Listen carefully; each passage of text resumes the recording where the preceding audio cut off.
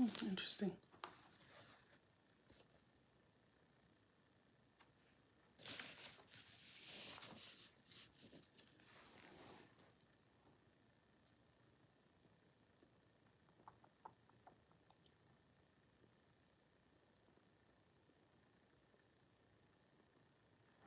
Where are the people? Hello, Nozipo. How are you? How are you? Welcome. Welcome. Oh, we're filling up fast. Guys, sorry I didn't play music. I don't know, man. You know, I always get these messages that my video has been muted or something. So now I'm scared because sometimes after several kind of warnings with that, Facebook will like bar your account for 90 days or limit. Hold on, guys. Sorry. I'm not poking at you. I'm getting rid of something that's on my screen.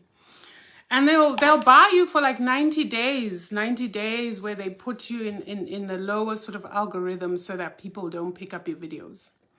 But anyway, who's here? Duchess, how are you? Queen, Candice, Pilisi, Way, Letitia, Tokozani, Jocelyn, hello, Patience, Lebogang. Welcome, guys. Lucia, Nozi, Paul. Welcome, guys. Lindy, how are you guys doing? It's a bit cloudy here, and I'm thinking that's what's affecting my light because I'm looking a bit fuzzy, but I don't think I don't know that there's anything much I can do. Thank you for loving my hair, which is a mess. This hair.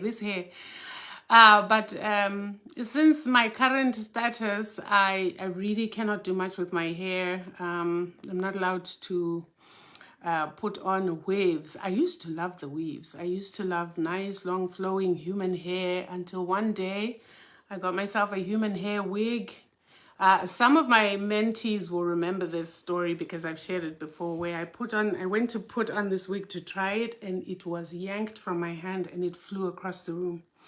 So we'll talk about the significance of our hair and why it is encouraged for us to keep our hair in its natural state when we talk about melanin and our skin color as well, because it's very important, especially for spiritually gifted people, ancestrally gifted people. Your hair plays a very significant part on your spiritual journey. So Dando, who else is here? Queen. I saw somebody laughing. Yeah, it wasn't funny that night. It happened for me here. So occasionally I will wear wigs, but I'm just going to put it out there. Those are synthetic, plastic wig. And I wear them, but when I'm doing spiritual work, I do not have them on my head. That is the agreement that we came to. See, I was the girl. I was the girl who, loved to look good, everything. So now, the changes. Lorraine, how are you? Kamagu, Queen B. How's everybody doing? Wow, we're filling up fast. I'm going to give it, we're going to get to 130 really quickly. 132 and we're in. Thokozani, Kamagwini, Lesedi, Lehanya, Tobela, Dumelang, Bwanji, Mudibwanji, Kedu, Kilode. Hi, everybody. Hi. Okay, so I was actually surprised after I put up the post yesterday about whether it was too soon for us to do this. We were going to do it at some point, but I just thought, after last week, I just was trying to sense from you guys where you were, whether you were feeling so raw that you were overwhelmed, and I didn't want to come just pile on the stuff because it is not easy stuff to deal with. And my prayer for you guys is that even if you don't visit everything in that live at once, but I hope that what I did was to start you on a journey to introspection. Because at the end of it all, guys, I can come in here and talk till the cows come home. But if you are not in any way being moved to start the process of going inward and really looking at yourself and seeing where it is you need to heal, then I'm failing dismally. Then I'm failing. So anyway, today we want to talk about something that, again, it's a sensitive topic, right? Because many of us have unhealed father wounds. So what is the father wound? A father wound is the absence or perceived absence of love from your birth father. So I'm not talking stepdads, I'm not talking surrogate dads, I'm not talking any of that.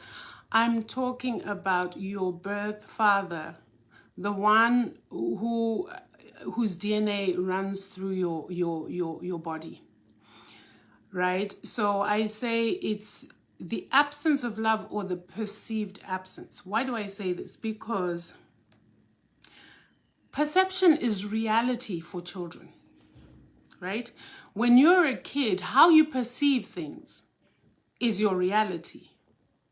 You don't have the faculties to distinguish your perception or your perspective versus what is actually real.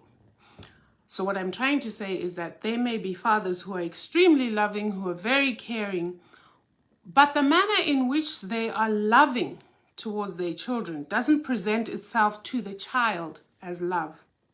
And that causes wounding. Now, eventually, of course, the child grows and realizes that, okay, you know, my dad loves me.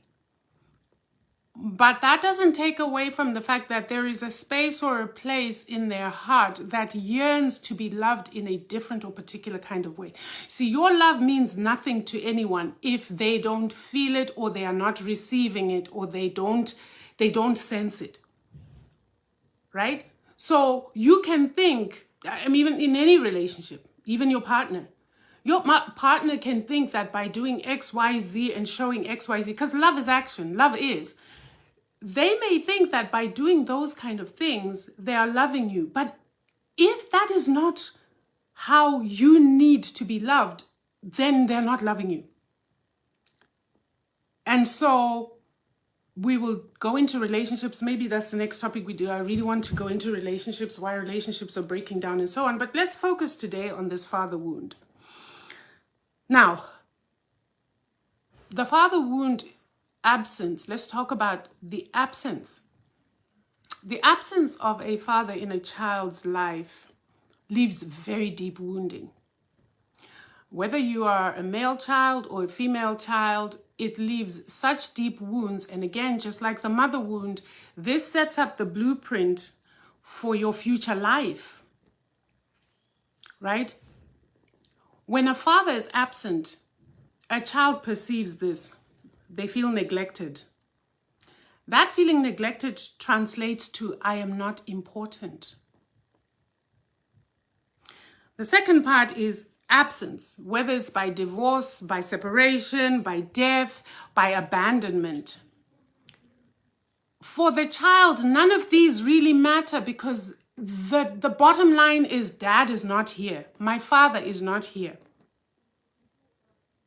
I think I've shared with you guys a story of my own father wound, which is when my dad passed on and I was 12 years old. And I didn't realize what that set up for me until I was a grown woman and getting into relationships.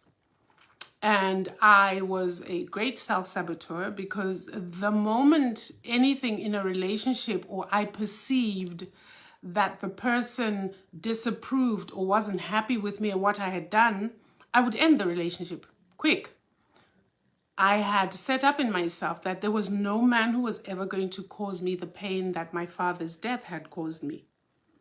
Now understand, I'm already a young woman and I know that my father did not kill himself, right? He died. But that doesn't take away from the fact that his death set up something in me. I wasn't aware of it then. That said, it was almost like a vow that my soul made that I would never, ever be abandoned or left by a man again. Do you see where I'm going with this? By a man. Because why? For the girl child, your father is your first male love relationship. I'm not talking lust. Let's not nasty it up. I'm just talking that deep, deep love. The first man you have ever loved is your father. So death sets up a different set of behaviors that can literally mess up your entire life. The other thing, being born and not knowing who your father is, whether it's because he abandoned your mom when she was pregnant, whether it's because he left when you were a baby, there's always going to be that dad-shaped hole in your heart that only your biological father can fill. Which is why many people who are adopted end up going out to look for their biological father. Why? Identity. Identity is very important. Everybody has a deep yearning to know whose blood, whose DNA runs through their body. There is a yearning to identify with someone. So even if your mother married a stepfather when you were a baby, there will come certain points in your life where you will ask, even if you were never told that this person is not your real father. I've had people who, when we consult and we find out through the bones or some other divination that actually there's a surname issue, and this man you're calling your father is not your biological father. Therefore, things aren't working out in your life because you're using the wrong surname. And so the ancestors of the man who is your father are like, Ebo, what is going on here? Which leads, of course, to me saying you should never have taken that surname to begin with because you belong to your mothers. Especially because your dad didn't do all the proper procedures and rites for you so that his ancestors could claim you and offer you protection and whatever other gifts that they have for you. So identity becomes a very, very important thing. And at this point, I really want to appeal to mothers who, for whatever reason, and listen, I'm a woman, you may have had your own legitimate reasons for separating your children from their fathers or the father. Maybe he was abusive to you. Maybe you just felt he would not be a good enough person to be in this child's life. I implore you, tell your children who their fathers are.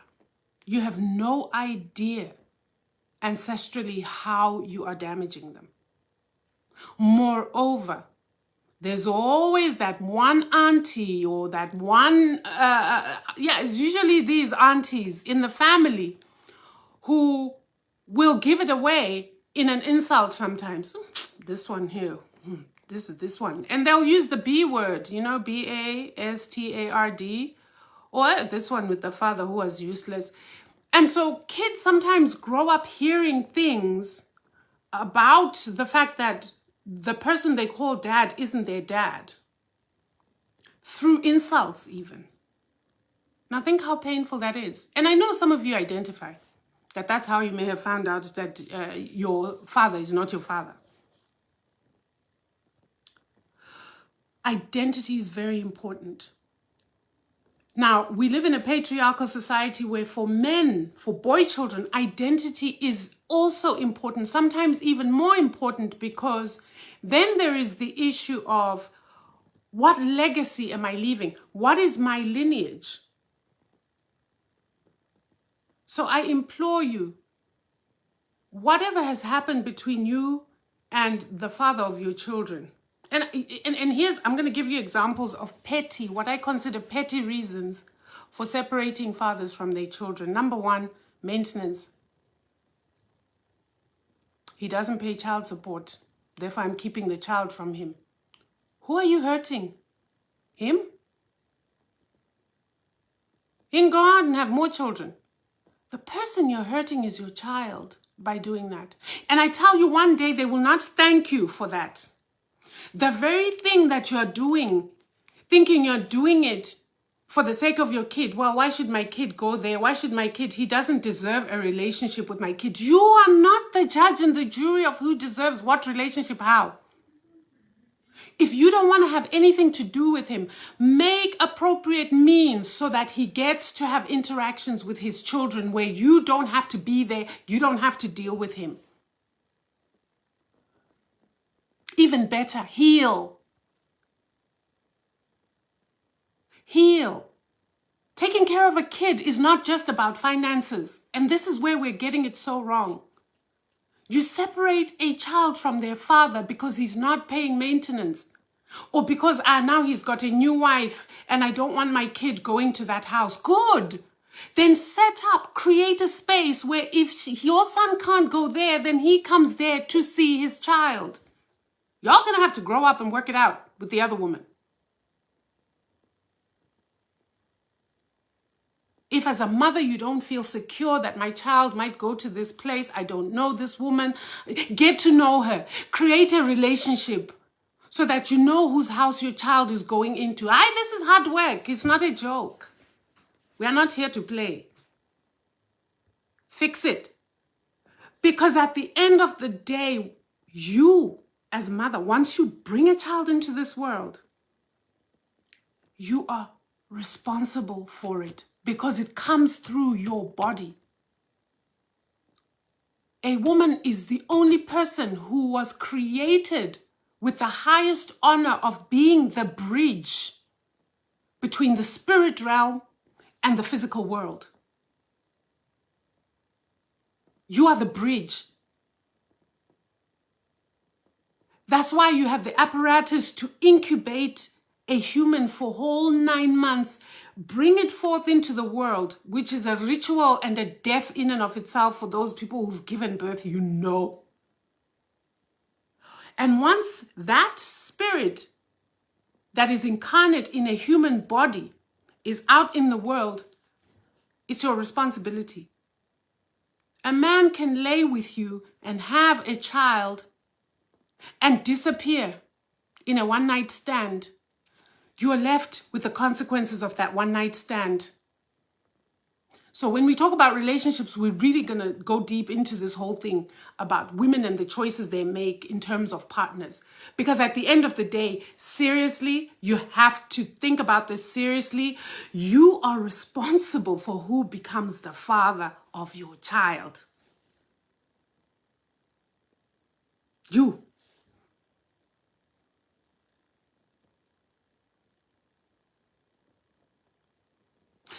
So, let's get back to this wounding. Abuse. There are fathers who are abusive. They beat, they insult, they control. So the abuse is emotional, it is physical, causes deep wounding. It's actually trauma. Because remember, love is unconditional. But when you manipulate your child by withdrawing love, when your child does something wrong, that causes a deep wounding. A child who's 3 or 4 or 5 does not perceive that when my mother smacks me, she loves me. They're too young. Besides, why are you beating a 5-year-old? Father, why are you taking your belt off to whack a 5-year-old who has no concept of punishment? All that child perceives is my father does not love me. That is deep wounding. Like I said, withholding love. There's this thing, particularly in the African community, I'm talking diaspora in here, where there's this thing called being a man. Men don't show emotions. Men don't cry. Like cave creatures. Aibo, ha. You are human before you are a man. So because of repressed emotions and not accepting the fact that you're human, somehow you want to present this macho man, you are going to be horrible to your own children, because when that little boy starts crying because somebody bullied him, what are you going to tell him? Stop crying, men don't cry. Do you realize how traumatic and how destroying that is? Do you realize the monsters you're creating for us when you do that kind of thing, dear fathers?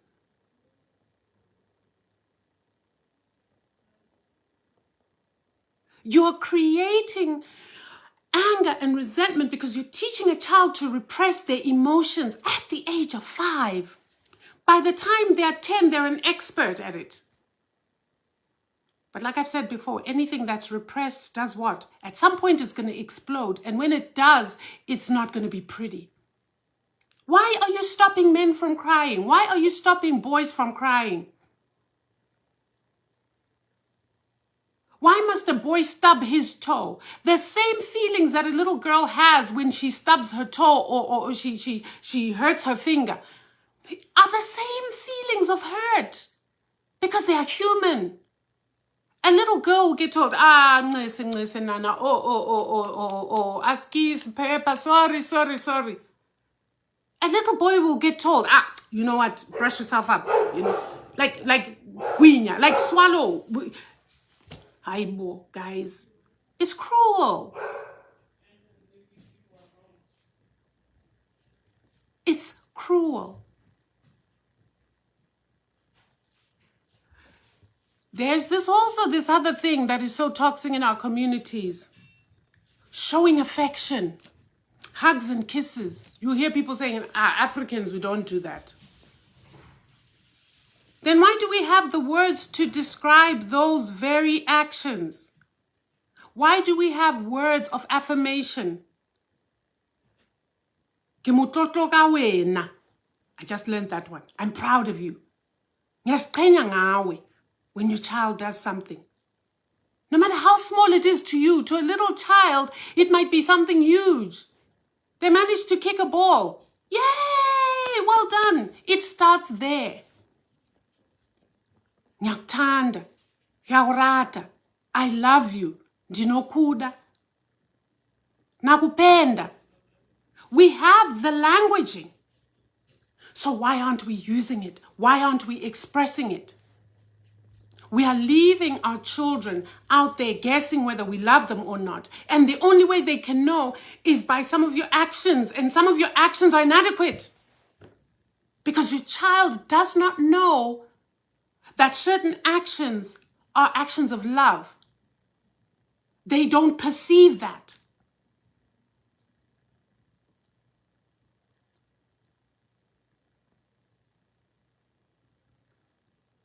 So there is a father who's absent emotionally detached, emotionally disconnected, probably because this is what he knows. This is all he knows. And he's got his own pain and his own little boy inside who was treated the exact same way.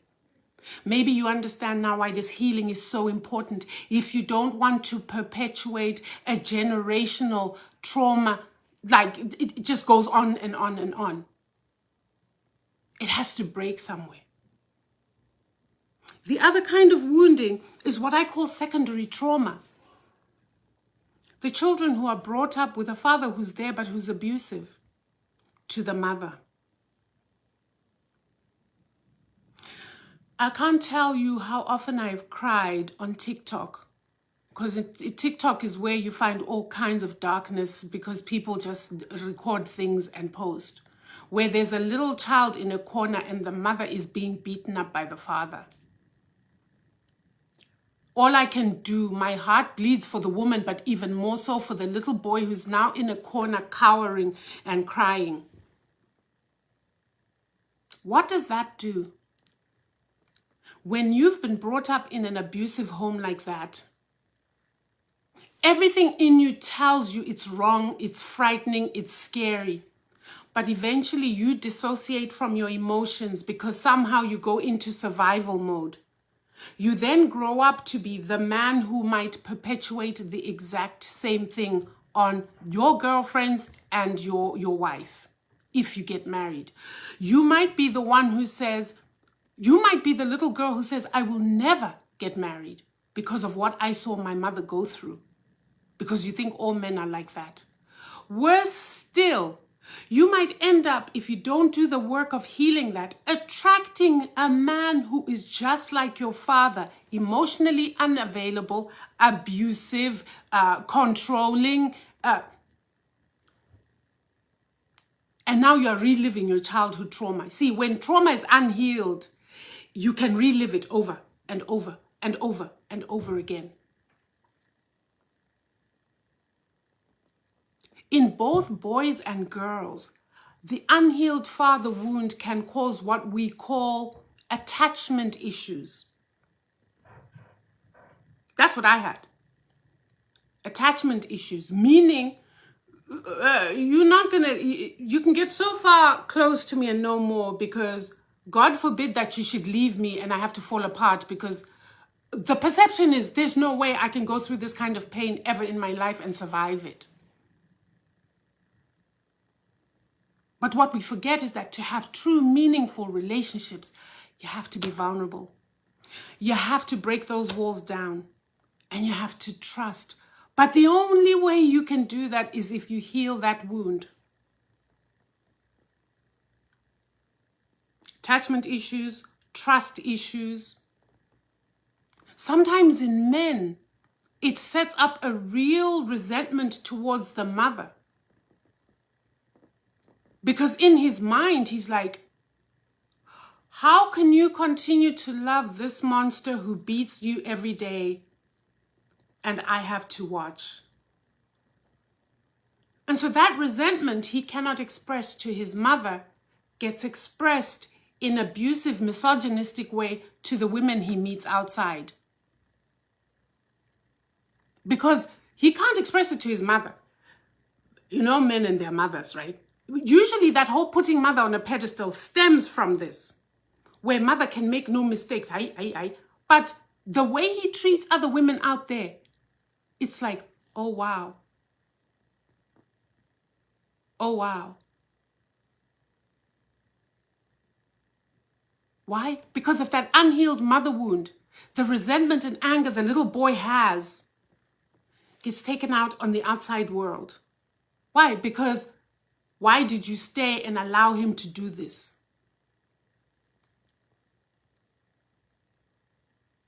So it's a lot. I mean, there are a lot of different ways that this father wound plays out. But the bottom line, guys, is the father wound needs to be faced and taken care of. I see women coming through my practices daily who have relationship issues. And I can trace those to a deep wounding from their father. I hear it in the language. It's not even umoya at that point, because I'm a cognitive behavioral therapist. It's not even from umoya, but just listening to the story and how it's being worded and how it's being put, I can tell that there's a deep father wound. In many women who've been, say, in a relationship where they've witnessed their mother being financially abused, emotionally abused, even physically abused, it sets up that I will never be like my mother.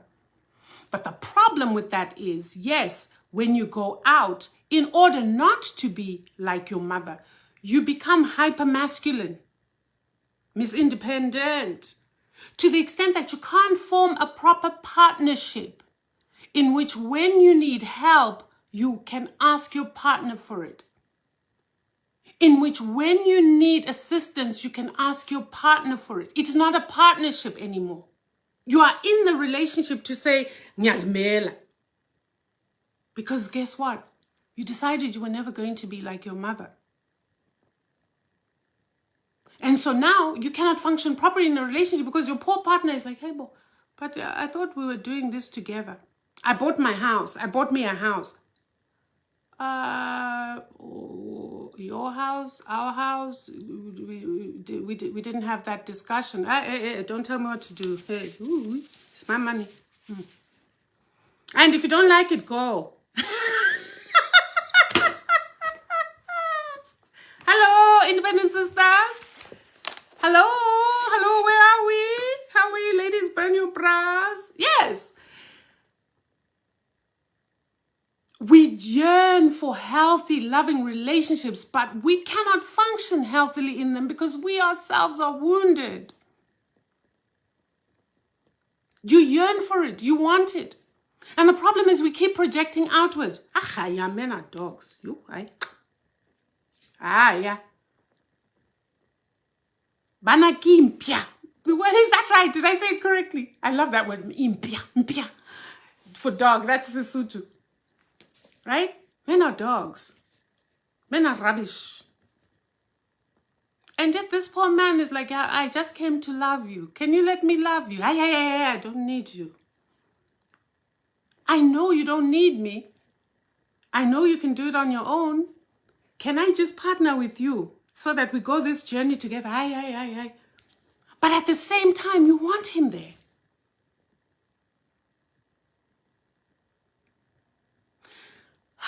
Breathe. This is not attack, guys. I'm just putting it out there because this is real. And we need to talk about these things. We need to. The father wound is a very deep wound. It leads to substance abuse. Alcohol being the easiest substance to abuse. Why? You can buy it legally, right? Go to the store and get it. Come home after a long day's work. You don't want to sit by yourself, both men and women, in silence because there will come up things you don't want to deal with. So what do? You numb the pain here. Here. Every night you now need the bottle to fall asleep. You want to fall asleep into a coma-like sleep because you don't want to lie in bed and have to hear your thoughts or really listen to your heart. You get up, you go to work. You immerse yourself in your work, you don't have to think. You come home, you tell yourself, I deserve a drink, it was a long day, let me drink, so you don't deal with that deep wound. Before you know it, you're a chronic drinker. Let's put it kindly. Before you know it, before you go to meet somebody, you are now that nervous person, that anxious person who you need what we call Dutch courage, right? Dutch courage is the courage that alcohol gives you or some other substance in order to face the world. The truth is, it's because you can't face yourself and you're wounding. Because you're always projecting out. Always projecting outward. Always pointing one finger outward. It's out there. But when you're pointing out, 3 are pointing at you. How about in here? Go deep. I know many women who yearn for beautiful relationships. And it doesn't help that we have soapies and TV things and things that romanticize love and you're seeing partners together and umjolo. You want it. But somehow it's not happening. And you've told yourself that this is the way I am when it's not. You were created by love, through love, and for love. No matter how you were conceived. Note, I didn't say you were conceived. I said you were created by love, through love, and for love. So for you, in order to receive the love that the universe has for you, not just love in terms of a partner but just love, the abundance of love in the universe, you need to heal. Otherwise, you can't recognize it. I hear women will say, you know what, I'm attracted to thugs. I like the thugs. Ask yourself why you like thugs. A decent guy comes along and you're like, oh, yeah, Hashem. Why? Because there's a part of you that does not want to do the settle down business. The thug is good because the thug is familiar. The thug is the father you grew up with in the home who was terrorizing everybody. So the thug is who you gravitate to. And you think, that's my type. Really? That's your type. And then you expect to, but at the same time, you want to build a home. You want to settle down and be secure with, that's my type. You've just attracted your father. because you're not healed. And you'll keep attracting him. And then you call it my type because, well, that's all you know. Subconsciously, that's what you're drawn to because it's familiar. Anything else, even the most genuine, most loving, sweet guy can be scary. Because you don't know it. You're like, hey, deep inside, you don't know that because you're not healed. So you run to the familiar, which is absolutely no good for you.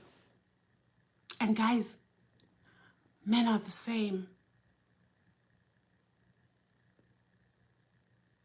Men are the same with their mother wound too. So I know I'm addressing women a lot here, but you know, we address these issues. What happens to men? What happens to women?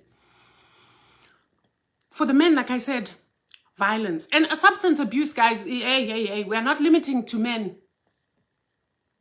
The reason why substance abuse seems a bigger issue among men than among women is because men tend to get violent with the substance abuse, right? When men get drunk or alcoholics, they are in fights, they are in fisticuffs, they are causing noise outside. With women, it's literally that drink that you're drinking alone, your bottle of wine that you take to bed and you drink and then you put by a bedside, and when you're gone. You're not even sleeping. You're just like comatose. No dreams, no nothing. You wake up in the morning, you're feeling groggy, you're exhausted. You wash. And at that point too, here are your little kids. Mommy, hey, I'm tired. Scan. Hey, I'm tired.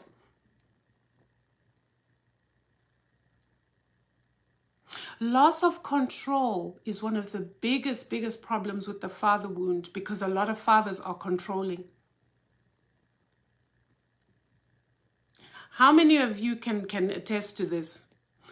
That thing where you're home with your kids. I'm talking to the women. You're home with your kids. Suddenly the garage goes or they hear daddy's car outside and your children start running around, putting the cushions on the sofas, straightening things up. Some will pick up a book, even if it's upside down, and they're like this. Why? That is the first sign that something is not okay. When your children are fearful when their father, at the first signs that he's home, your children show fear. Those are signs of a controlling man. They are fixing the place because the first thing he'll do when he bursts in the door is, hey, what is going on here? Hey, he's barking at everybody. And the poor kids, all they want is to be able to say, hey, daddy's home. Sometimes they don't even know what kind of daddy is coming in the door. Will he be barking? So they try by all means to make sure everything in the house is in place, is in order. You even hear mothers saying, hey, your father is home now. Something is wrong there. Because these children fear their father because their father is controlling. And when he's controlling, he throws words out like, you are clumsy, you are this. So all they ever hear from their dad is the negative things that they do, the negative. And it's not even negative. Children play. What's wrong with him coming home and finding the couch upside down? Is anybody dead? It means your children are happy in their home. Can it be tidied up? Of course. But no, he will come in, the control freak that he is, barking at everybody. Looking at you disapprovingly. You yourself start fixing things. Hey, my hair, maybe.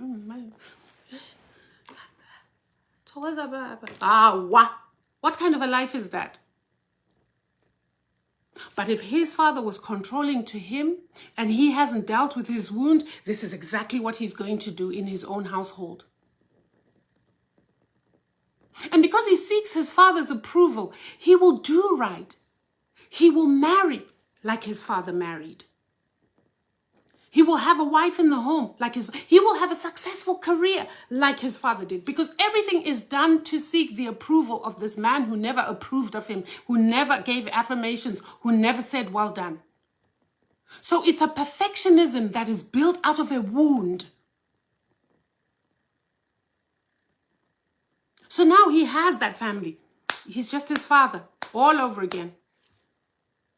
And if he has a son, best believe that's going to be the same thing. And if he has a daughter, well, she's watching how her mother is coping in this entire situation.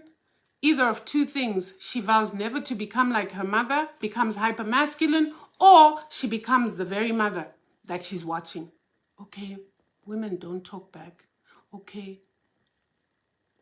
Women, I mean, listen, the first place your children learn about relationships is in their home, in their interactions that are happening in their home.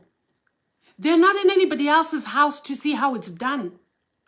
The people who are raising them are their example. That's why parenting is something to take very seriously. I admire the women who say, and even the men who say, I'm not ready to have kids. I don't care if you're 40 and you're saying, I'm not ready to have kids.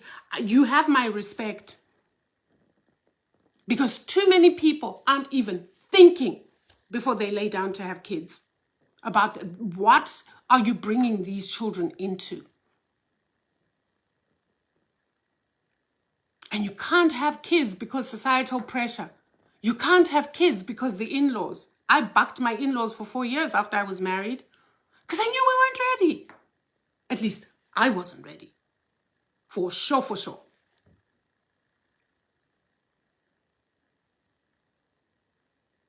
And you have to be able to deal and put up with the, she's barren. This one.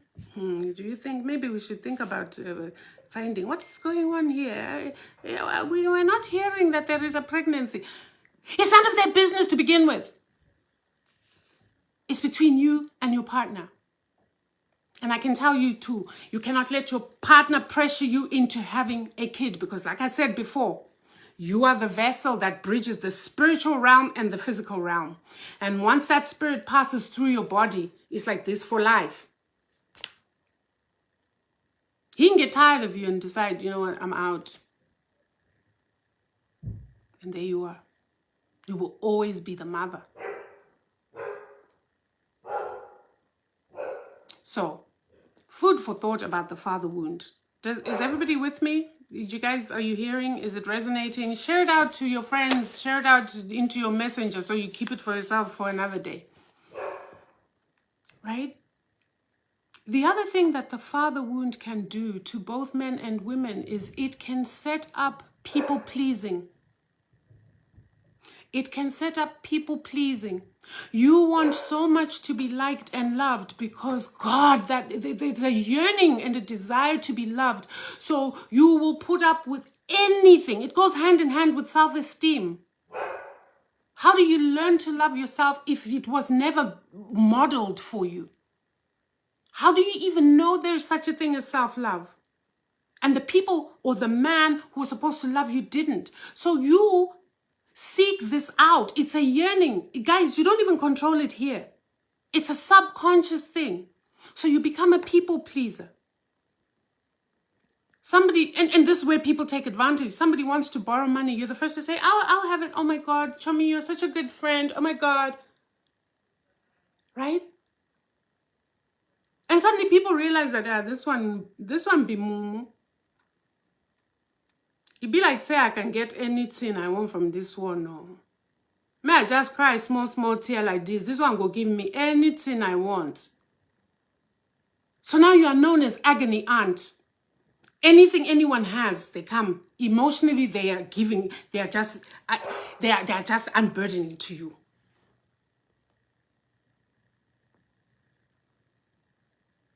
Who needs money? They know to come to you. Because, wow, you will give it. Listen, I know people who have people-pleasing issues to the point where they themselves will now need to borrow money to survive because they took their last money to give to someone. Not out of kindness. Because kindness starts with you. You have to be kind to yourself first so you can give it. You cannot give to someone else what you don't give yourself. So please don't mistake that thing for kindness. It's not. It's coming from a very damaged place. If you can be penniless because you gave somebody or lent somebody money and now you need to borrow to survive. But guess what? There are people like that. It comes from a place of deep wounding and a deep desire to be loved, to be liked. There are people who go into debt for other people. Hey, Chomi, you know what? Just go to the bank and just take out the loan on my behalf. You know my credit no be good, or I beg, make you take them out for me. I go pay him, friend. Sure. You go take out the loan. Friend is gone. Now you're paying a loan that had nothing to do with you because people pleasing. So, we all have this wound to a greater or lesser extent. We do. I shared my story with you guys, right? And whether your father is dead or alive, whether he has transitioned or not, the wound doesn't go away just because your dad died. So the responsibility to heal that wound doesn't go away just because your dad died. Meaning that if you were wounded and now he's already transitioned, your age doesn't take away the responsibility that you need to do this work. Because you still have relationships you probably need to mend because of that father wound. Either relationships with your siblings, relationships with your daughter, relationships with your mom, relationship with your grandkids. Your age does not exempt you from doing this hard work and looking at that father wound, because you may be 90 and that little girl was still in there.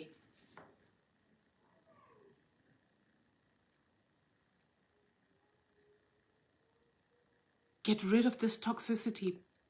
If you're older, just imagine what you're leaving behind if you don't do this work. You may already have done some terrible things to your own children as a result of this wound. But if your children are alive, thank God, because you have an opportunity to fix it now while they're alive by starting to do the work yourself. Most of you are stuck in, how do I apologize? How do I say sorry? From which standpoint are you going to say sorry when you haven't even done the work and forgiven yourself and healed yourself and forgiven that absentee father, that abusive father, the father who sexually molested you? How then are you going to say, I need to apologize to my daughter or to my son? You don't have it in you yet because you have to do the healing work. You cannot apologize from a wound.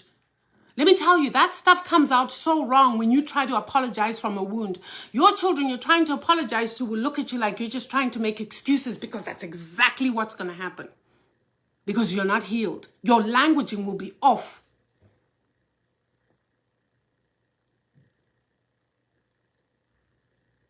So you're not exempt from doing this work. It has to be done. And a lot of your blockages in life, things are closed. I don't see forward. I don't see this. I'm not dreaming. It's all closed because of those deep wounds. Now, the secondary wounding that can happen to boy children comes when a mother has been abandoned by the father of that child, but yet every time she looks at that child, she sees him. And when she sees him, all the hatred, all the venom, all the toxin spills out. And that poor child knows no rest. And initially, that child does not even know why they find themselves like that. And sometimes it becomes a family thing. I mean, if this guy caused so much hurt in the family, then what happens? Then it's everybody having resentment. Imagine this little boy not having a clue what is going on, but sensing and knowing that something is off. And in the worst of moments, sometimes the mother will say things like, you're useless just like your father. Guys, do you know that that is the most heartbreaking thing on earth? You are useless just like your father. You've condemned that child. This is like speaking death over your own child. Those words kill.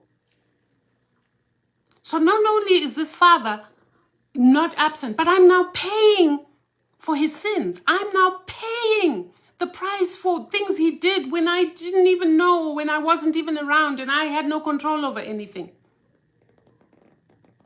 Because he's not there for you to say those things.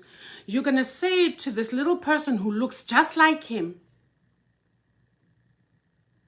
That is cruel. That is cruel to your own flesh and blood. But unhealed wounds will do that. Unhealed wounds will take you there. Someone once asked me and said, I have a child through rape. So I don't even know who the father of this child is. I was raped, I found out I was pregnant, and I didn't have the heart to have an abortion, or my family wasn't going to let me have an abortion. But now, Nkulu, I don't know what to do because I can't love this child.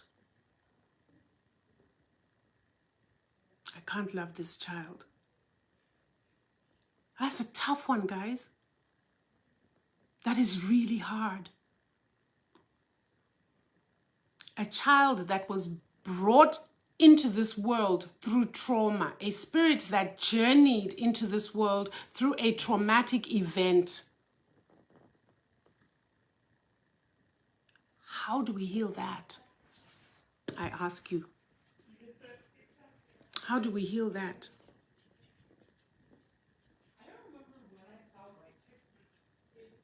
That requires somebody to step in and intervene. That one you cannot do on your own.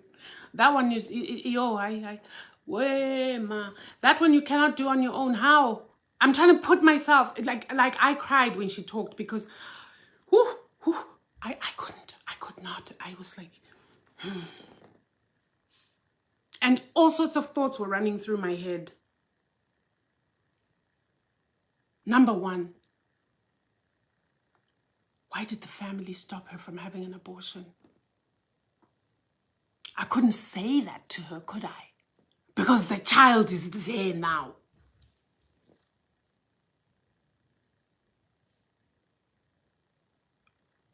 I know people who've had children through incest, an uncle, a brother, their dad. Because it was hidden for so long until it was too late to do anything about it. Now the child is in the world.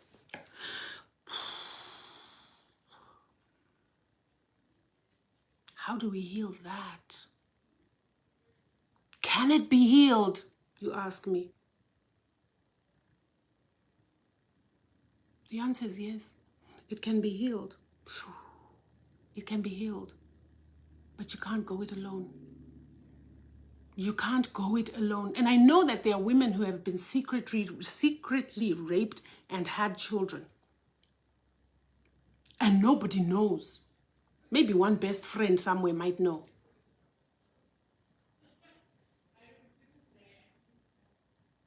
And they never uttered a word. That's too big a burden to carry on your own, Batum. You cannot. But you have to heal for this human life who didn't ask to be born either. Who didn't ask to be brought into the world under those circumstances. My God, what do we do? He's here, she's here now, a full human. How to move forward in a manner that is not damaging to you and damaging to that poor spirit.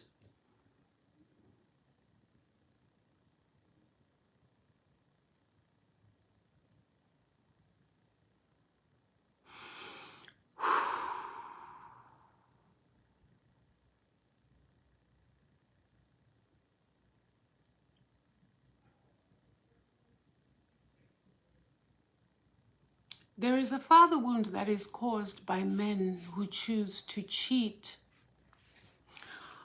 Have mistresses that their wife and children know about and are totally unapologetic and don't care. I'm not talking about traditional polygamy. We're going to discuss that when we talk about relationships and marriage. I'm talking about the man who flaunts or moves out of house A with its children to go and create home B with another woman and has other children, who he looks like he's a decidedly better father to those children than to the children of wife A.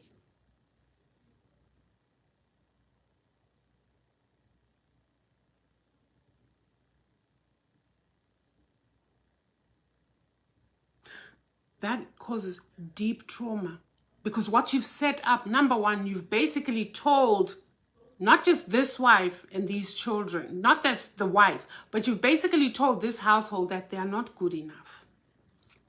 I'm going to create another new household. Lee, useless. He may not say those words, but that is what it translates to. How can a person go and start a whole new life with a whole new woman and have whole new children while he already has a whole household full of children? Just up and leaves. And they're posting on social media, happy families. They're posting social media. They went to brunch on Sunday after church. Nochal.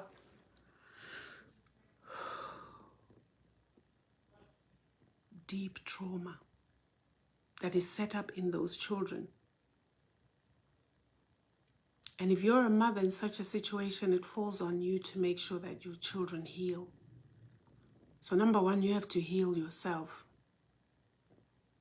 You have to heal your daddy issues. You have to heal that husband relationship issues so that you can help your children heal this mess.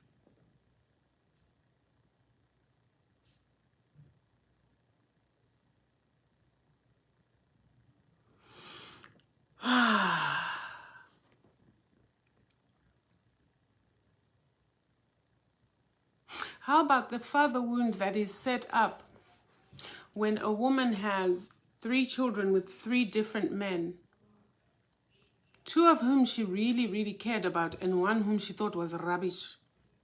And now this poor child is watching preferential treatment towards his siblings and he's in the doghouse. Do you know what kids do in those situations? It's so funny when they're young, hey? When children see a parent treating one of their siblings bad, it sets up what we call Schadenfreude. That's a German word for a sort of sick happiness and glee. You know why though? Because they're just relieved it's him getting that punishment or that beating and not them. So do you know what they end up doing? They set up little scenarios so that he's always the target. They're not being malicious. They're protecting themselves about survival of the fittest. And I've told you guys before, like children are like little animals, right? They're like little animals. Like, hey, who go die? Who want die? Not me. Not be me. Oh. Now him go die. Mama! Mom! Mom! Yeah. So now there's a soft target. So as long as they can divert mom's attention to that, as long as they can divert her rage, her torment, her anger, her resentment towards that child who was already set up bad in the first place because the father was a dog.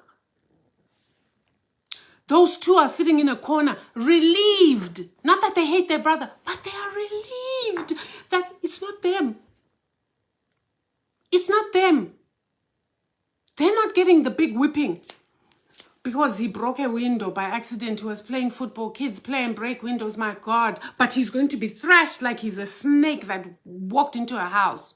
And those 2 will be the first to say, he broke it. He broke it. Sometimes to the extent where they start lying. Do you see what you've done? Do you see what you've done? You've now set up a nice foundation for the Cain and Abel syndrome, where your children now start to dislike each other as they grow older. Because he sees the preferential treatment. Not only that, he knows the lies that are being told about him. You've just created a black sheep in the family out of an innocent child. And all the negative things that you've told him, you are going to be useless like your father. You are just useless. Guess what? Those are called self-fulfilling prophecies. You've spoken death over your child's life. Now he's going to take that death and bring it to life. You are creating a thug. You are creating violence. You are creating rebellion. At the age of teenage, you've lost him. Now he's out on the streets. Now he'll meet his brothers in the streets and want to show them something. What have you done? What have you done? Or because you did not heal. So that is secondary trauma that is caused by you not dealing with your pain. The absent father causes havoc in children's lives. Never mind the women. And then you know what's so sad is people will go, single mothers, you see, look what the thugs they are bringing up. Single mothers, look at the thugs they are bringing up. And sometimes she's really doing the best she can under the circumstances with what she has, with what knowledge she has, what skills she has, whatever resources she has. Sometimes she's doing the best she can, but it is what it is.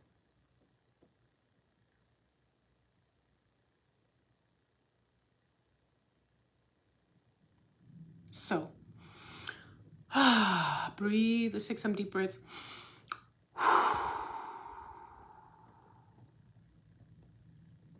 Somebody wrote, Gogo, how do we heal this? Now, I've painted some scenarios where you really cannot go it alone. You cannot do that on your own. You cannot. I don't want to set you up to say you can because you cannot. You cannot. You need somebody to hold your hand and walk you because you're going to walk through some dark valleys and some hot fire. You're going to walk on coals before you get to the other side. And if there's no one holding your hand, if there's no one who's got their hand at your back saying, it's okay, go, you're not going to finish it. It's too painful. Because it requires going back to the moment or back to the moments of that trauma. It's not easy to do that on your own.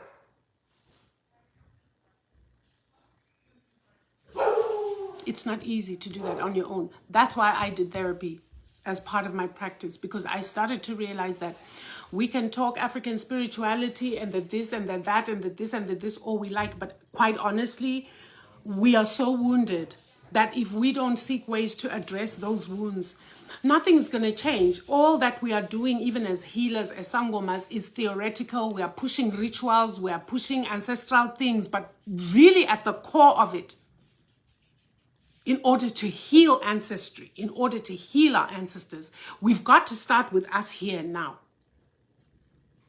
Because there are mothers and their grandmothers and their great-grandmothers who have the same wound, not exactly the same, but who went to their graves with those wounds as well. So siqala kanjani le ndaba? We start here with us, here and now in the present. So for me, it was a no-brainer that I had to do behavioral therapy. I had to do cognitive therapy. Sometimes you get a couple. I'll give you an example. I had a couple just last week. I want to give an example. I'm not mentioning names. But initially when this young lady booked a consultation, something said, because she said, I'm booking for me and my husband. And something said to me, and I said, don't make him come if he doesn't want to. I don't know. I even said to Gogo Nancy, who works as my assistant as well, I said to her, Yazi, Lendole, I have a bad feeling about this consultation. I don't know what it is. Guess what? We came into consultation. I did the divination, everything. Things came through. This guy flat out denied everything that was going on. Do you know that when you deny the truth to your partner is one thing? But when you then come into a consultation and you deny, number one, the bones don't lie. I have several other divination tools that don't lie. They give you yes, no answers. We did some yes, no questions. The guy, whatever this wife had dreamt, had seen in her dreams, was suspecting, had heard in the neighborhood, was actually confirmed true, and he flat out denied. I almost went into trance because Mkulu was livid. Like I could feel myself going, and I literally said bye and I switched off. And she then came to me afterwards and said, you know, Gogo, I really apologize. And I said, I told you, don't make him come here. It is one thing to go for a consultation for yourself about your marital issues, but it's quite another to drag your partner into it, because that's what happened. So I'm no longer doing couples consultations because I'm not doing them. Kulu's has shut that down. If you have a problem in your marriage or you want to look at what's going on, you come as the person who decided to come. Don't go dragging your partner into because it got ugly.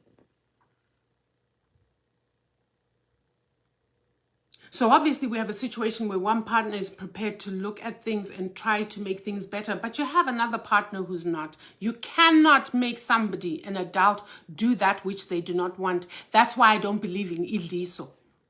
I don't. If somebody doesn't want you, they don't want you.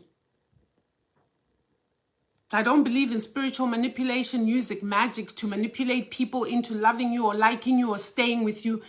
That also is coming from a wound. And you need to look at yourself like, why? Why would you want to do that? Why would you want to stay with someone who no longer wants to be there? There's something wrong inside. What is it? Go look there. Could be a mother wound, could be a father wound. But there's always a deep wounding in people who want to resort to those kind of quick fixes just in order to keep somebody there.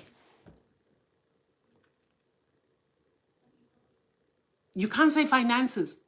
There are ways of being separated from somebody and still making sure that they live up to their financial responsibilities. That's why we have the law. And if the law is not working for you well, it's probably because you haven't asked the law to do so. Everybody knows that all over the world, maintenance, go to maintenance court. If somebody has an income, they will pay maintenance. But because there's something in the back of your mind that still has this thing, maybe, you haven't gone to court to ask that it be put in writing and that his wages get garnished. Because they garnish the wages. You don't have to deal with him. They just deduct what is needed for your household, for his children and your children.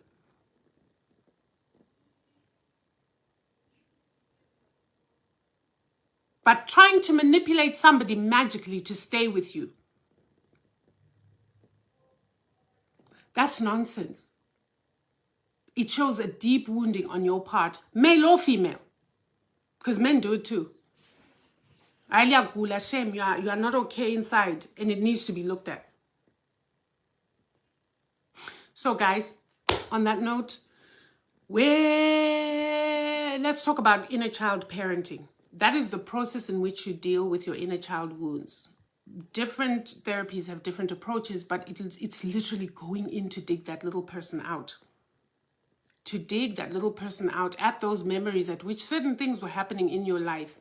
Because there are certain key pivotal things that are huge, that wounded you. Those are where we start. And then we work, and don't put a timeline on it, because I don't know. Sometimes the first session, someone will cry the whole session and I will simply just sit and hold space. They will just cry. And you don't ask what's the matter. And you don't go, maybe we should move on. And you don't go, maybe we should cancel. No, you hold space, because that is not a breakdown, it's a breakthrough. That's why I say you can't do it alone. Because sometimes some people can't even go beyond that. Meaning you're breaking through, but the wound is not healed. The breakthrough is those walls coming down so that now we can go in.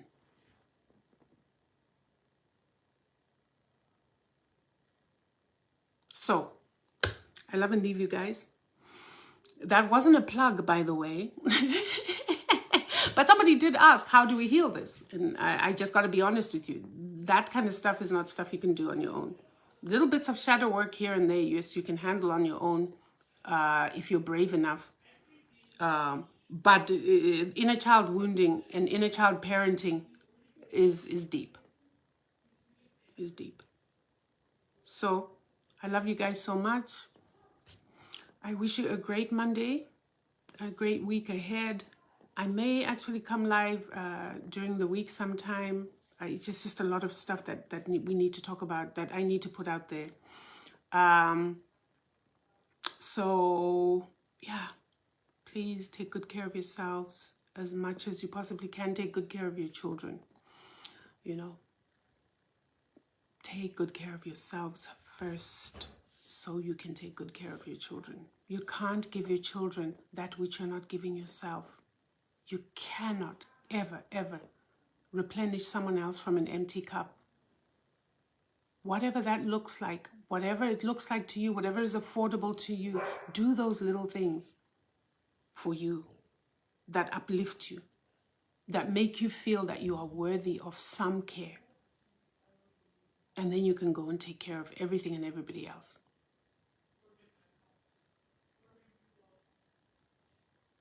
This goes to men and women. I know there are men out there who are busy taking care of their children by themselves. Because there are women who've run away and abandoned their families. It happens. It does happen.